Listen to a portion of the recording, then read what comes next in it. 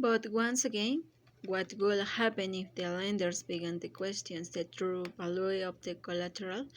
The lender might demand a bigger haircut, meaning that the loan the bank will get gold shriek, and it will have to rapidly sell assets or face a shortage of funds. Or what if the lenders didn't want any collateral from a particular firm at all? Suddenly, a routine repo transactions will be transformed into something far more anonymous about on whether an investment bank should survive. Thanks to deposit insurance, the days were long gone when bank customers stood online to pull their money out of a shaky bank, creating a run on the bank that usually ended in its collapse, but as Gordon and Fellow, Yale economist Andrew Metrick would later argue in the paper, the repo market created conditions for the modern version of the bank run. You never saw this kind of bank run in photographs, but it was every bit as devastation. Where where where the regulators has this build up outbreaks was taking place, there were not where to be found just as the banking regulators had averted their eyes from the predatory lending on Main Street, so did they now ignore the ferocious accumulation of risks, much of it due to subprime mortgage on Wall Street. No regulator had the authority or the ability to systematically look across institutions and identify potential system-wide problems. That role just didn't exist in America's regulatory scheme. The Fit for One had little instinct into the backing and endless repiking of mortgage in part. This was because the Graham-Lynch-Bliley Act prevented it from conducting a lighted examination of the non-bank subsidiaries of the big banks. In other words, even though it was responsible for regulating the big bank holding companies, it had to rely on the SEC to oversee, for example, a bank's trading operation. In any case, the Fed wasn't all the eager to look too deeply. Like all the regulators, the Fed believed that the risk was off the bank's books and distributed into the all-knowing market. The attitude was not our role to tell the market what it should and should not buy. It was of a former Fed official. This was true even after Alan Greenspan retired in early 2006 and was replaced by Princeton economist Ben Bernanke. The Fed also had enormous and unwarranted fight in bank management. A Gao report will later find that all the regulators acknowledged that they had relied heavily on management representation of risks.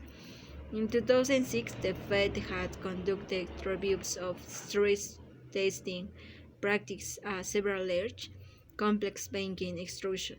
According to the GAO, it found that none tested for scenarios that would render them insolvent and that senior managers questioned the need for additional stress testing, particularly for worst case scenarios that they thought were implausible. From 2005 through the summer of 2007, the Fed issued international reports called Large Financial Institutions Perspectives of Risks. The report of the second half of 2006, issued in April 2007, stated there are no substantial issues of supervisory concern for this large financial institution, and that asset quality across the systemically important institution remains strong. In at least one notable case, regulators reached for responsibilities that they weren't capable of handling. It took place in 2004 and involved the Securities and Exchange Commissions, whose chairman at the time was William Donaldson. Historically, SEC oversaw everything that had to do with the buying and selling of stock, the five big American investment banks: Bear Stearns, Goldman Sachs, Morgan Stanley, Merrill Lynch, and Lehman Brothers.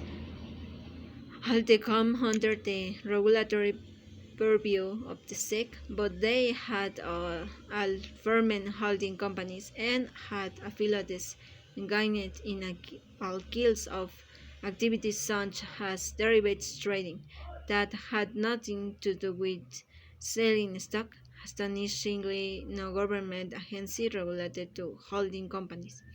In 2002, the European Union regulated that these holding companies had to be supervised by USA regulators, or the EU would do the job itself for the subsidiaries that fell under their jurisdictions. This was not something the American investment banks wanted to have happen, so they asked to SEC to set up a program called Consolidated Supervised Entities, or CCA. It created a voluntary supervisory regime, thus getting around the SEC's lack of statutory authority to regulate the holding companies. It would become part of the layer of the financial crisis that TCSE somehow abolished a previously held limit of to one leverage at the broker-dealer level and allowed the banks to use their international models to determine the capital they should hold. But the first part of the wasn't really true. The limit hadn't been in place since.